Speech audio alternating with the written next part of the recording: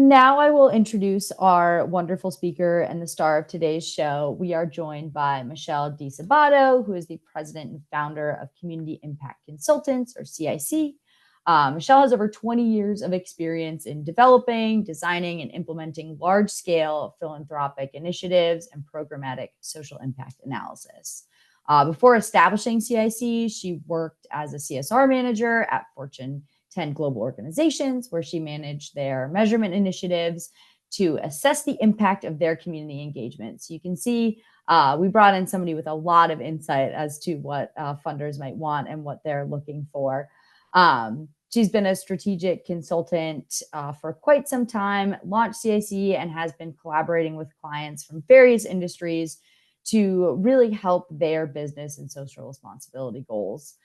So, Michelle, we're really excited to have you. Really appreciate you taking the time to be with us, to talk to these organizations, to give a little bit of perspective on what funders want. And I just noticed your headshot was missing from that slide. I don't know what happened, but here's Michelle in video form. And we're super excited to have you. And I will take a back seat and let you take it away. Awesome. I'm going to share my screen, hopefully in a second. Hey, everybody. Nice to meet everybody virtually. Our topic today is really focused on measurement, measuring your program's impact so that you can align with funders. And as Amanda talked about a minute ago, whoops, I've been in the space for a long time. I hate to say I've been in the space for 30 years because it makes me feel old, but I have. And while you look at my clients and you see most of them are the funders, and here I am talking to you, the service providers, I have worked with thousands of service providers because every time I go in to do a strategy and results framework with my funder clients, I make sure that we put into the contract that I support you guys in making the transition with the nonprofit, with the funder, so that you can get to results and see what they're up to as their partners. So, while the client list is mostly funders, if I looked back over the 30 years, I've probably worked with tens of thousands of nonprofits at this point. So let's talk about kind of what I've seen initially, and how alignment happens and what's been happening in this concept of the philanthropic sector in the 30 years plus going back even before my time. And I'll start first thinking about the funder because that's who I work with a lot. And the evolution that's happened there has been, we started with this concept of original philanthropy. Think about it as the Rockefellers, the Carnegies, wealthy individuals giving back, right? Wanting to feel good about themselves, the noble act of giving back. Still why most companies and most private foundations and personal people that donate funds do it. They want to attach themselves to something that is helping society, helping others. From there, in the funder sector, we went and everyone was like, we need to be strategic. We need to, have this strategic focus. And what they did is they started bucketing their money, right? Hey, I'm going to have these focus areas and this type of vision statement. And then I'm going to find service providers, nonprofits, NGOs that match. And we started then also thinking about anecdotal stories. Hey, I helped Jane Doe get out of a domestic violence situation, and I can tell that story, or I could do some of what I'll call outputs. And I'll talk about these terms a lot later as we go into the content. And an output is pounds of food collected, meals served. That's an output. It's a something that's coming out of the program. From there, we had that shift to, hey, we need to be results focused. We need to measure what we're doing. And that's probably where you guys started seeing the pressure of everyone asking 10 different things to measure and nobody having that same language. And really what I want to show through this is if we all can just stop for a second and focus on one thing, we can align more. And we'll talk about that alignment throughout this entire session. So this results focused investment meant they were looking for more and more metrics from you. That may not have been metrics that you're capturing. And then you had to capture some for one funder, a different set for another funder. And again, we want to get away from that. We want to make it, I hate to say standardized, but focused. There is some standardization, but depending on what you do and what service area you're in, standardization sometimes gets a little wonky. And finally, where the sector is now, especially if you're getting funds from corporates, is this concept of linking purpose and social impact. So you'll start to see, and you probably have seen in the past 5 years, more and more, especially corporate funders, maybe they don't have an open application that you can find them. They're going to what they call proactive grant making because they've now zeroed in to say our corporation is attached to these social issues. We're going to go research and find the funders. And that's where your alignment starts to happen. So if they start to see you talking the same way they are, there's that connection. So that's their evolution. If we think about how now the social sector has evolved and is continuing to evolve with them, we start with this concept of the original provider. And this is what most nonprofits start doing. You focus on the need, right? You focus on what you're providing to your client base, to those in need. You focus on their actions, how many activities you're doing. And it's important, and that's kind of what you have to do to manage a program. But then if you started to shift because they started to shift and they started to ask about um, alignment and those outputs, you started going along with them. Hey, we can tell you how many classes we did. We can tell you how many numbers of people came through our program and the pounds of food collected if we were in a food pantry or a food distribution site. You became the counter. Then they shifted and you had to shift with them, right? They shifted into that, hey, we're going to do results focused investing. They needed more stories. They needed qualitative and quantitative anecdotal stories, and you guys needed that for your fundraising as well. And it became really, really important. Where I want to encourage everyone to go to is this concept of being an impact achiever. So instead of focusing on the needs, focus on the change that you're making. And this is where that standardization or that language starts to happen. What we want you to start to focus on is the result of those actions or activities, the behaviors you're changing, the conditions you're changing as a result of your programs. Again, you still need to, do your program management. Where this starts to go into is it starts to go into the results of those, and we'll talk about it in a second as performance management. So now that you saw the evolution, what we want you guys to take along this journey with us and to think about how you can speak to your funders and not only speak to them, find them, especially if they're proactive grant makers and they're hiding, right? And they don't have an open application. We want you to shift with us from being the provider of services to being that impact achiever. And how do we do that? First, let's talk about why we measure. As I said, for you guys, where you're delivering programs or you're delivering services, what measurement is for you guys is it's performance management. By measuring the results of your actions and activities in your programs, you're making sure that your programs are not only aligned with your mission and vision, but are also directly contributing to your organization's success. So if you think about a logic model, your mission sits on one side, your vision sits on the other, your programs sit in the middle. We need that connection point, and that's where measurement happens to show how we're getting from the mission to the vision through those programs. It also lets you know what's working in your program and what's not, where maybe you have to shift to go deeper and get better results. Within your development teams, your fundraising and engagement teams, you can then leverage this data, these results, to help identify funders and donors that are aligned with your mission and vision.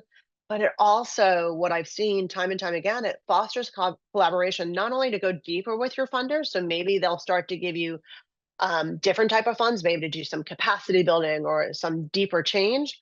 But I've also seen it happen where you get more and more collaboration with other service providers. So maybe if you're in the food delivery and food security space, maybe you get them to a certain point where they're getting their meals regularly, but that's not getting someone food secure. Maybe we need to get them some additional services, some additional resources. And that's where the collaboration starts to happen because you can start to see what other funders are doing and where that connection point has happened. I've even seen nonprofits come together and shift into a bigger nonprofit because they've seen the results that they were tracking. For the funders, or as I like to call them, investors, because to fund is to bestow, to give away, we want to invest in social change. We want to invest in making sure that for a corporate, we're protecting our social license to operate and really aligning the business. For the private foundations, we're helping to achieve our mission. And for them, what they start to think about as they make this shift is, okay, what are we buying, in quotes? So what are we supporting, but what are we buying? What are the chances that you as a service provider will get the results from this program that you're stating? And is this the best use of our funds? By doing that, by having standard measures for their programs along with your programs, they can roll up their investments. So if you're a domestic violence provider, or if you're a mental health provider, and they then supported 10 other mental health providers or domestic violence, they then can roll up their results. You then can also push out to your other funders the same information of what your program achieves. So that's why you measure. Now let's talk about where everybody's been getting it wrong for a long time. Oh, in the center, I have shared goals and alignment.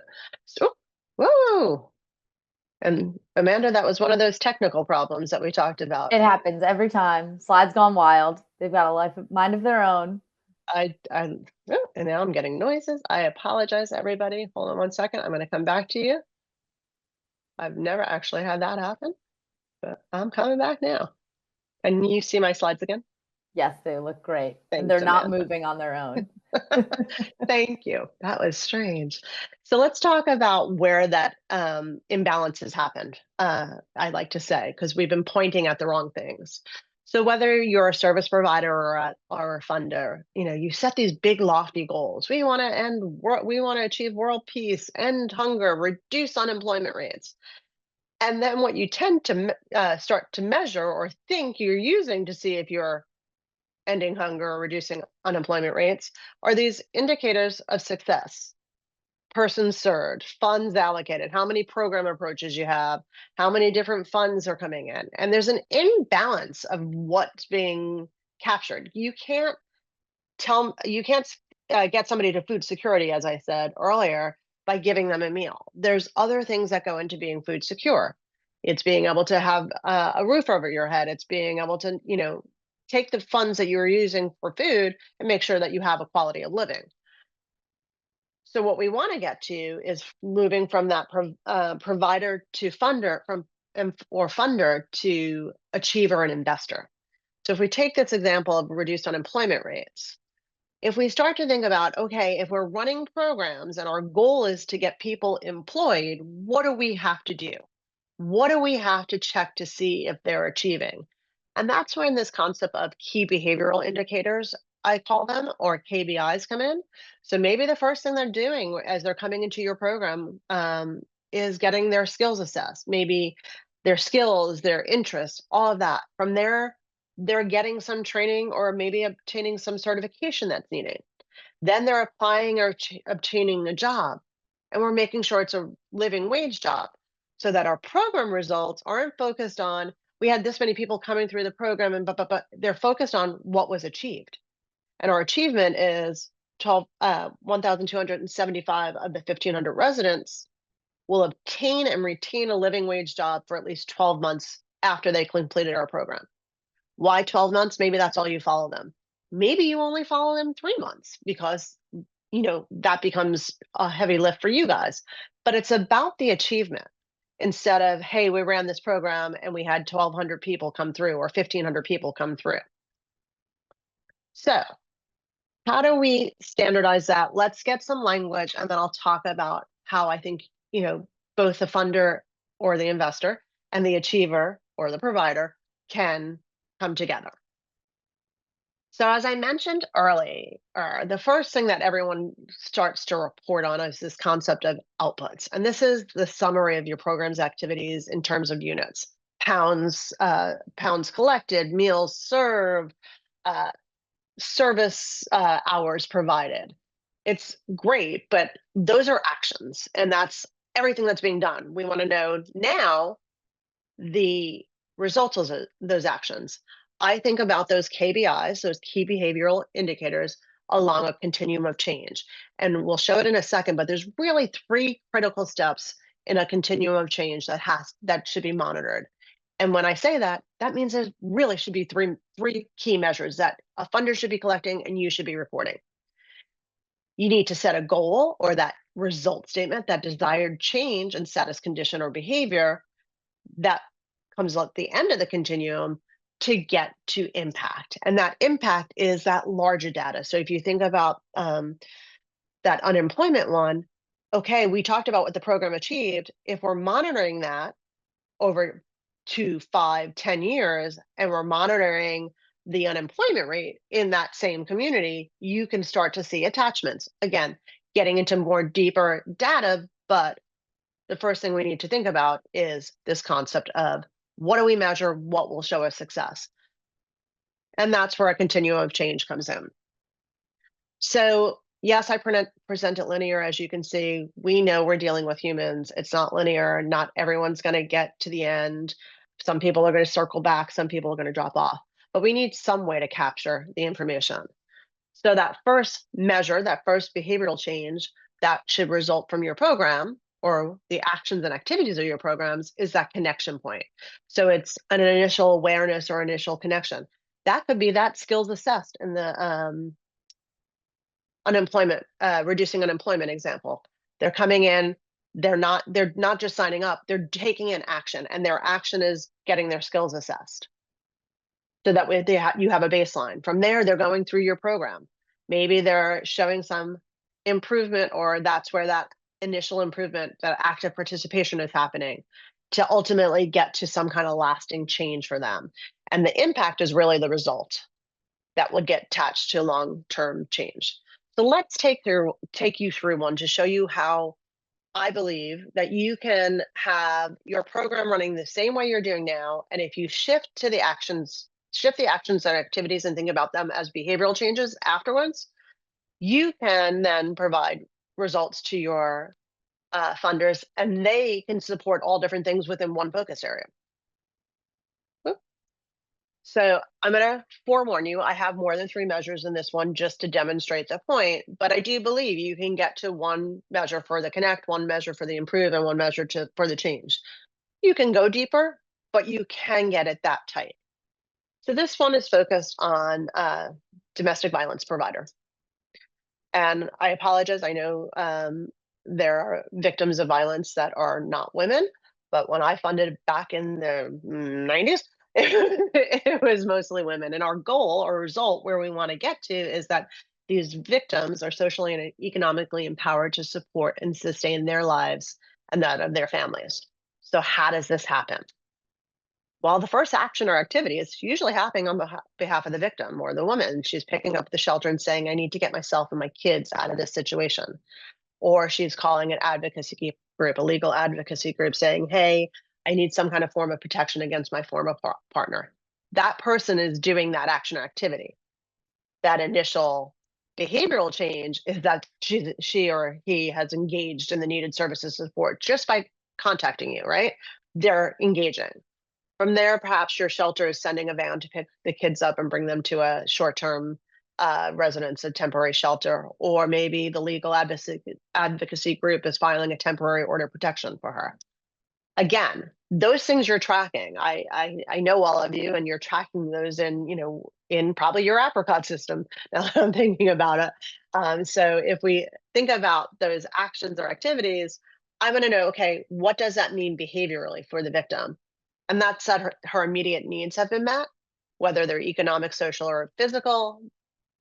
We've gotten to that connection. We've made that stop. From there, perhaps what happens is, we got to get her into a long-term residence for her and her kids, or we get a final order of protection. You guys, again, you do this every day, methodically. But now shift the thought of once we do that, what's different behaviorally? What's the result of that for the victim? And that's that the immediate situation is stabilized. And as we continue down this with actions or activities, you can see that women engaging in additional supportive services. Maybe that's mental health counseling. Maybe that's financial counseling, because financial abuse is one of the biggest forms of domestic violence. Maybe they're them building new skills to get a job, to get back in there, so that ultimately we get to that change, we get to that impact, that goal. And so you as a service provider, maybe you're only in the front part, and your change would focus, you shift the first four boxes and that becomes the whole continuum. Or maybe you're doing it all. As a funder now or an investor, they can support. If you think about it, I just talked about legal advocacy, talked about shelters, I talked about mental health counseling. They can support all those types of programs, whether it's just yours or others, in their domestic violence program, and still roll up results, because we're dealing with behavior change. We're not asking you for the actions and activities, we're asking you for the result of those.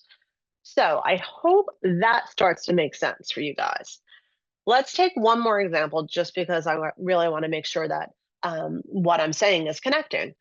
So if I think about a job skills training, again, the output is that we train 10,000, right, throughout the year, this program. If I think about how the program and the actions and activities happen, and now wanting to focus it on achievement and results, all right, 10,000 have enrolled. We can use that as our connect part. From there, the next step would be an improvement. So here they demonstrate an understanding and learning of what they took the training on and in their job related field. So not all 10,000 get to that, almost 8,800 get. The change is that they're successfully completing the training and getting a new job in that selected career path. And 77,000 or 70%, that's a big statement to talk about. 70% or 7,000 obtained an entry-level job or internship within 2 months of training. So we're not telling you to change your program activities. We're telling you to think about what the achievement was of those activities for your individual participants. And then, as I said earlier, if we take it and we're monitoring it and we want to think about long-term change, we can monitor and we can say, hey, in our community, we feel we can not say we wholly did it. We contributed to the unemployment rates in our community by seeing these levels of results. So that's how we think about measurement. So let me give you a little bit of an insight as to how the funders now that are doing this type of thinking, this type of measuring, look at your proposals, look for you as partners, giving you a little bit of the behind the scenes that we normally talk to with them, right? So if they're old school traditional funders, they're going to focus on categories. Does your program area match their focus area? Do you have the same values, the same priorities? Still important. But on the investor side, we want to know, do you have defined focus areas? Do you have key stakeholders? And are you showing the results for them? The funder used to grade proposal, I used to call it, hey, it has the right documents, they're the right type of funder, the right type of a provider, they align, their mission looks good. An investor, as I said earlier, looks at proposals as an investor. They're thinking, okay, what are we buying? What are we investing in? And I tell them, just as I'll tell you right now, if you are taking your own dollars and looking to invest in the stock market, in real estate, you would want to know the return on that stock. You'd want to know if it was a good buy in real estate. Same concept here. What are the chances we'll get it? And is this the best use of our funds? So it's just changing the mindset of giving away, checking the boxes to, hey, we want to invest and change, and we're going to think like an investor. As I said, they focused on the application, kind of grading it. What you'll see is if you start partnering with these investors, is we go long term. They tend to stay with you longer because you align with their values, and they go deeper and deeper and start focusing on verifying and increasing results. So if we think about how you could talk like a investor, instead of talking about your programs like a provider here, we plan to conduct 10 education classes for up to 500 families over a 10-week period. I have to tell you, when I read something like that, I get exhausted because I know how much work is going into it. And not that I'm saying the work isn't going to happen. It just feels weighty because I don't know what happened. If I shift that focus and I start talking about it as an achiever, we're going to say our food and nutrition education empowered 430 out of the 500 families that participated to sustain a healthy diet on a budget and adopt a healthy lifestyle for a period of 3 months or more. I get lifted up. I know what they did. I know what our programs did. And it's the same way that the funder to investor works. So this is the same program. And they, instead of them saying, oh my God, I gave this grant and it's this, and I go to sleep on that side. On this side, I'm like, wow, that's a great investment. $15,000. I helped 500 families, but I helped 430 of them achieve something. I can see the direct return on my investment. So instead, again, I feel like I'm drilling this point home, but instead of just telling your organizations of, hey, we have programs about food access and talking about one person, talk about it in terms of achievement. Food access, 50,000 households became food secure and able to redirect their funds to cover other basic needs. We provide income support. What does that mean? Supporting 20,000 households to access more than $20 million in SNAP and TANF assistance. Empowering 15,000 youth. It's about really driving home in the numbers. I'm going to pause and say, because I get this question more often than not, whether I'm talking to funders or I'm talking to service providers, you're taking away the heart because you're focused on just numbers. And I completely hear that and I agree with it to some extent. But think about if you take that first statement of 50,000 households and then underneath it, you can tell the stories of 2 or 3 of those households. You still keep that heart, but you drive it home. You talk about, the John Doe family is an example of one of the 50,000 families. So making sure that you have the qualitative and the quantitative coming together is critical.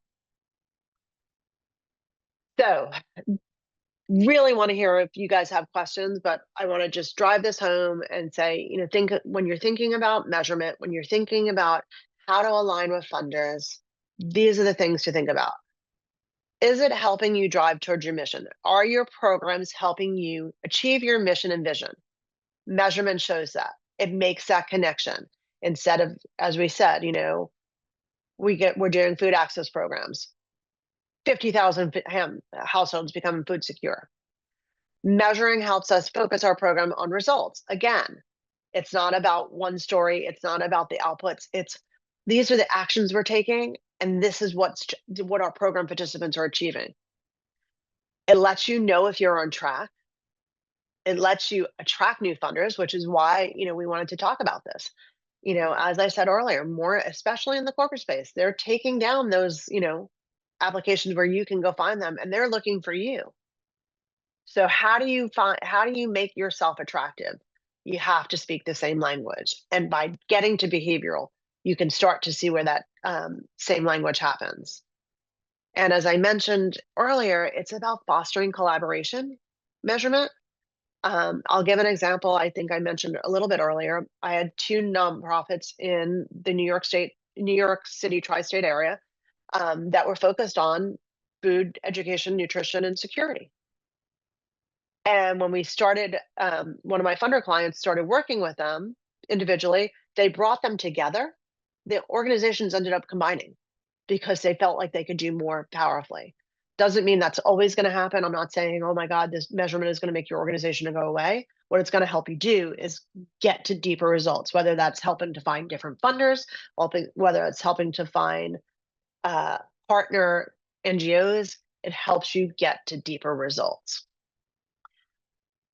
That's all I wanted to share, but I do like it as a conversation. So I know I left a lot of time for that reason. There's my contact information. I'll leave it on the screen for a minute and give Amanda and you all some time to throw up questions if you have them and go from there. Awesome. Thank you so much, Michelle. Really appreciate the insight and really the mindset shift. I feel like that's a really important one. I know you said you're drilling at home, but I feel like that's what you need in order to have that mindset shift. So I really appreciate you taking the time and running through those examples for everyone here. I'm going to let folks take a minute to kind of rack your brain, think of some questions for Michelle. I see one already in the Q&A.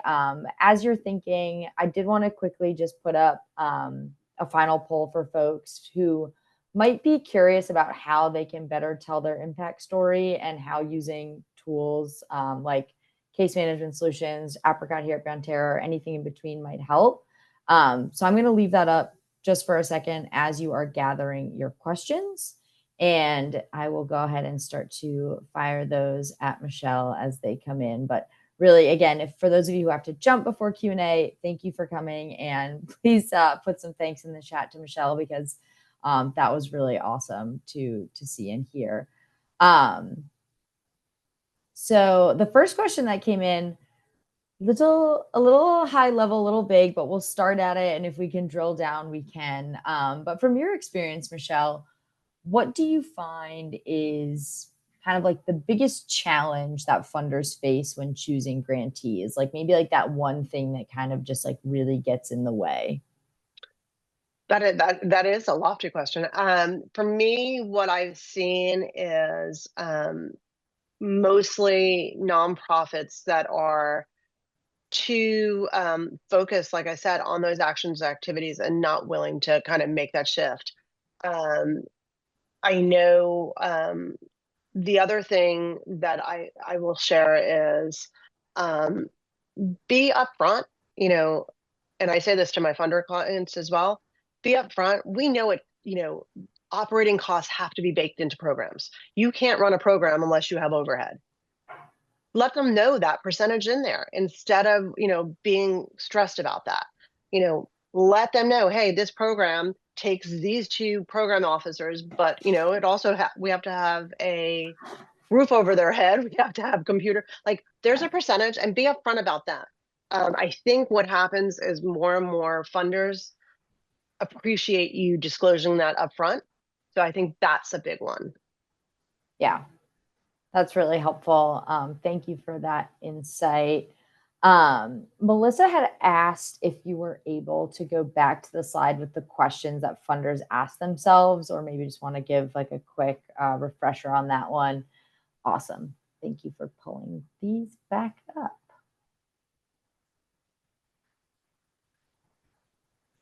Oh, Michelle, you're on mute. A traditional funder is going to just ask the normal questions about, hey, do we align? Is this, the right focus area? Are these programs, are they a valid C3 organization? Whatever those questions are. The investor focuses on, what are we buying? What are we investing in? What are the chances that the nonprofit is going to get to the results that they're saying they're going to? And is this the best use of our funds? And that one is, hey, there's 10 service providers in this area, as an example. Is this the best one given what they're saying they're going to get to? Yeah. Thank you. Thank you for resharing that. Sure. Next question came in from Jody, who had said, we work with schools and social workers to help them support youth in need, but the work is highly confidential. So Jody's question is, do you have any advice on how folks could measure impact when they don't have direct contact with their recipients, or again, from that funder's perspective, like what they might be looking for if they can't see that direct kind of clientele information? Yeah, Jody, great question. It is, as you know, probably the hardest thing in your space, and any education space or anything that's dealing with youth. If we're never asking anybody to disclose who the person is. We're thinking about that behavior change. So what I've seen work well in those types of situations, whether it's a youth development, whether it's an education, is those behavior change get attached to it's usually a youth ID number, and it's never disclosed to the funder. It's just, hey, we had 10 kids in our program, 8 got there. It's usually tracked in. And I guess where I want to also say is, it's not that you always have to go back to the recipient to see if something happened right. In this case, I think, Jody, you said you have social workers. Maybe it's your social workers making the note and making the check because they're validating the behavior change.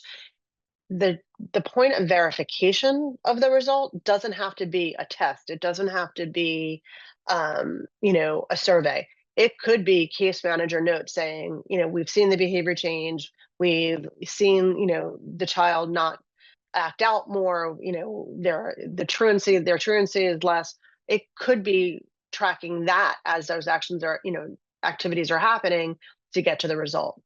So for, the youth space, it really becomes about getting that behavior change to the point where you can you can track the difference without disclosing the child. Yeah, thank you. Um, that's really Great question, though. well put, well informed. I know that's something that folks run into a good amount, Sure. just because there are so many of those services. So thanks for taking some time on that question. All right. Coming to our next question. This one came in from Ben, who I'm trying to make this question a little bit more concise, but essentially what it boils down to for this organization is they're working with a small group of people, kind of only, Mhm. this statement here is we're only coaching 20 to 25 youth at a time. So our numbers don't look very impressive to many funders slash investors. So I think I might know where you go with this, but I'm wondering, is there anything that they should be using instead of those small numbers, or a way to convey that makes it feel big to those funders, because it is big, right? Just small numbered. Yeah, I mean, for me, I would demonstrate the depth of the change you're making. It's not about the numbers. It's about the depth of change. So if you think about the domestic violence example where I had multiple, I would show, maybe you're not giving them numbers for each of them, but show, hey, these are the different behaviors that we get to that improved stage. Show, the beginning to the end. Hey, high level of truancy, high level of arrest, maybe, I don't know what you're dealing with, kind of thing, and getting them to the end where, show that level of change very, very detailed. Don't worry about the numbers, show the behavior change. Yeah. And Ben, no worries for the long question.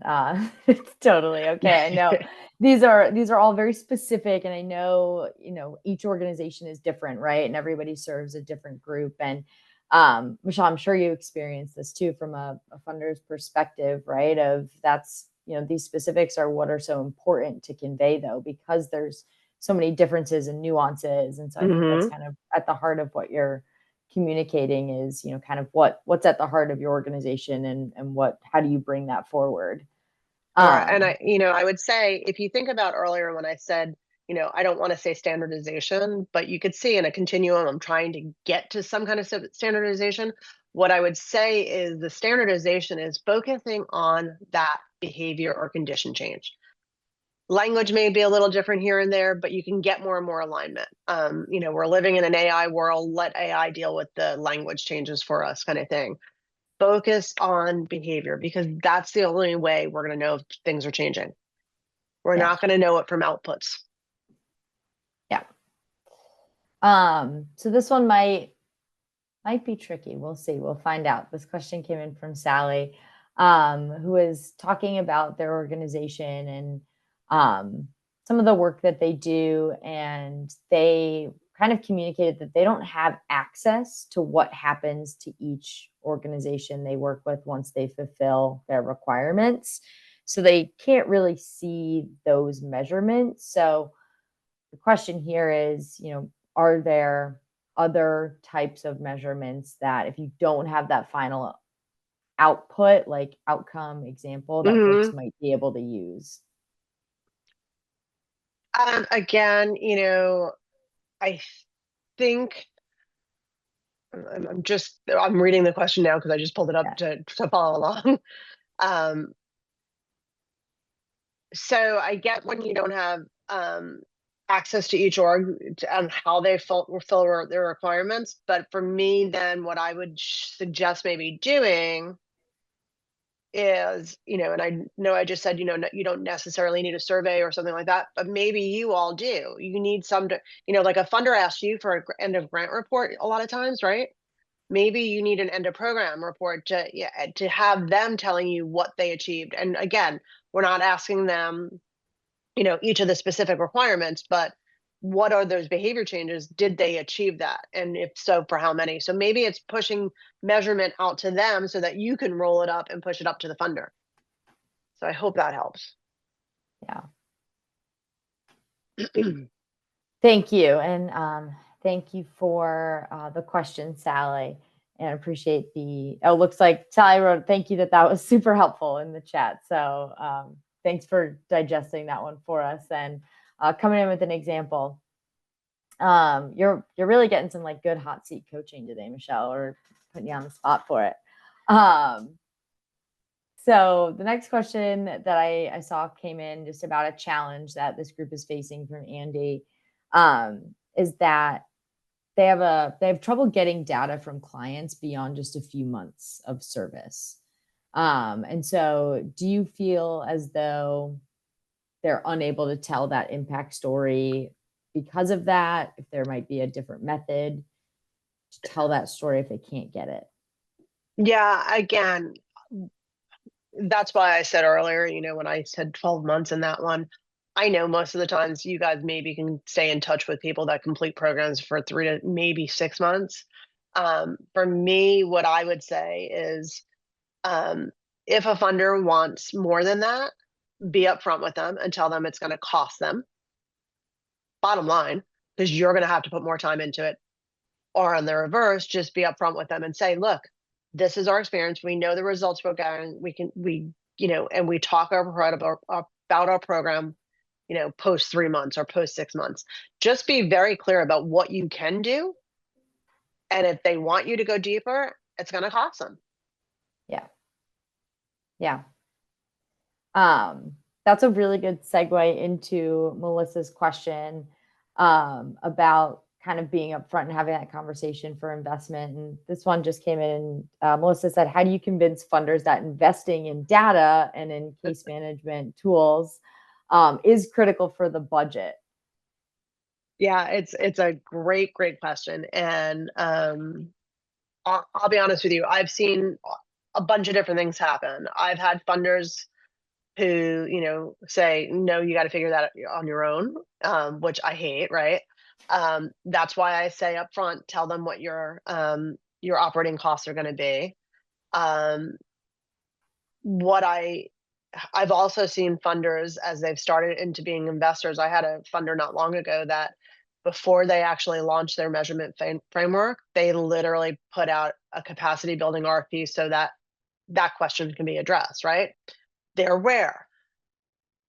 Where it works most often is for funders that you've been partnering with for a couple of years, and you have a relationship with them, go to them and say, hey, maybe you can help us in the capacity.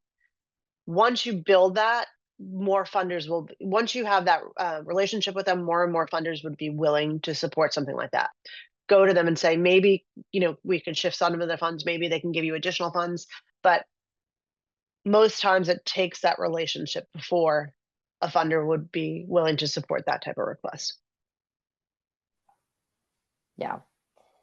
That makes sense. And Melissa, I saw, just wrote in, thank you, a good reminder to emphasize capacity building. And I think that point of, those relationship building pieces are super important. I know you've heard it and you've been a part of it. We talk a lot about trust-based philanthropy here, right? And really building those bridges and communicating between funders and nonprofits, investors, so that folks can really have that one-to-one relationship. All right, let's see if there are any more questions. We probably have time for one more. Looks like Terry just answered their own question. Let me take a look. So let's try to end here. So this one from Terry came in saying that we do prevention, education, and school-based mentoring. While we do the evaluations that are part of the curriculum, it shows some change, but we don't get school grades, et cetera, that are more about numbers. So they're wondering, how do they show how these measurements that are very much tied to the curriculum are improvements and are valuable to the community itself? So, Terry, not knowing the specifics of your program, my head went directly into kind of a youth development type program, trying to get, youth, um, to reduce risky behaviors, right? In my brain is where it went to. So again, I would still focus on what you do. Hey, I know you're not getting grades, but are you attaching to the school, their schools, can they report if the kid is showing less behavior, bad negative behaviors in school? Are they showing up? Are they turning in more paperwork? What are your counselors? What are your folks saying? I'm sure you also would get in that case, kind of any other, when I think of risky behaviors, arrest and all of that, is are you showing less of that? Think about the things that you can track. Don't if you can't get to a specific grade and so forth, what does your work show a result of? Not sure, kind of what you're doing, but like, okay, if you're coaching them in schools, how they can report to you their school, or have their families make it a contract with the family, or the guardian. Focus on what you can get. And I think there's a lot that you can get, and I think a lot of schools are being more and more open about sharing data with um, uh, service providers in that way, not giving up grades, but saying, hey, yeah, we're showing behavior changes. I did a big project down in Midland, Texas, where we saw a big change there on that. Awesome. Thank you for that example and kind of walking through. I know sometimes it's hard when you don't have the full story and full picture. But hopefully, Terry, that was helpful for you. And you're welcome for the translation of the question. I And think that again, was, Terry, if it was Amanda, oh, sorry, go if it ahead. was not, you should have, my email was flashed up before. Feel free to email me, because I know I was a little off in my brain talking through that one. No, really appreciate it, Michelle. And thank you all so much for your questions and participation here. I don't see any more that have come in. So I will take the next minute to just convey some sentiments that I've seen in the chat, Michelle, just saying that this was such an excellent training, really concise, to the point, fantastic. Follow the arrows, Rita said. Really a lot of folks just saying this was super helpful and a great reminder. And yes, I see a few questions asking if the recording will be available. And if you are able to review it, you will. Check your email next week. The email that you registered with is the email that the recording will come to.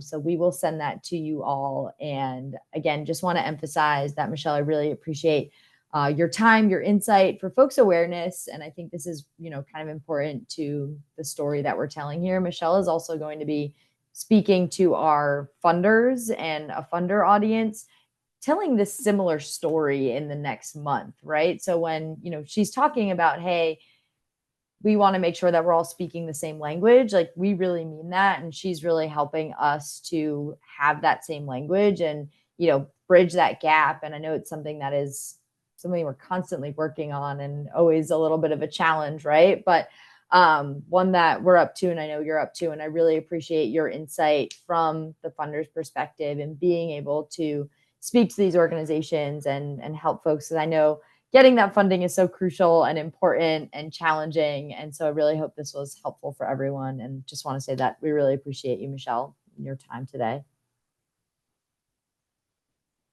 All Great right, to talk, everyone. everyone. Thank you. Hope you have a great rest of your day. I hope you stay cool in this heat and are surviving the week and the days to come. We really appreciate all of the work that you do, and we hope to see you on future webinars. Take care, folks.